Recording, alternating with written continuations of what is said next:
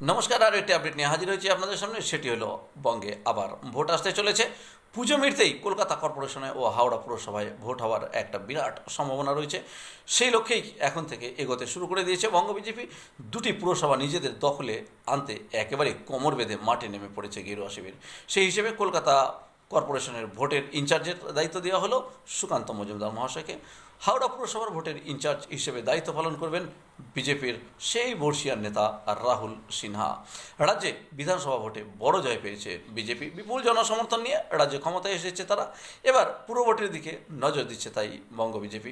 কলকাতা ও হাওড়া পুরো ভোটকে পাখির চোখ করেছে বিজেপি নেতৃত্ব। আগামী দিনে রাজ্যের অন্যান্য পুরসভাতেও জয় পেতে একেবারে নীল নকশা যেন তৈরি করে ফেলেছে। দলীয় সূত্রে জানা গেছে কলকাতা কর্পোরেশনের ভোটে বিজেপির ইনচার্জ হিসেবে দায়িত্ব দেওয়া হয়েছে প্রাক্তন রাজ্য সভাপতি তথা বর্তমান কেন্দ্রীয় শিক্ষা প্রতিমন্ত্রী সুকান্ত মজুমদার মহাশয়কে।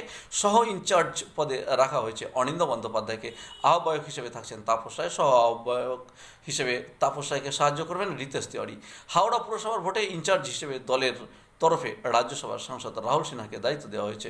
এছাড়া আহ্বায়ক হিসেবে দায়িত্ব পালন করবেন সঞ্জয় কুমার সিং। পুরো ভোট নিয়ে মঙ্গলবার সকালে বিজেপির সল্টলেক অফিসে বৈঠক হয়। পশ্চিমবঙ্গে বিজেপির যিনি পর্যবেক্ষক সুনীল বনসল, তিনি বিধায়ক ও কাউন্সিলরদের সঙ্গে বৈঠকে বসেন।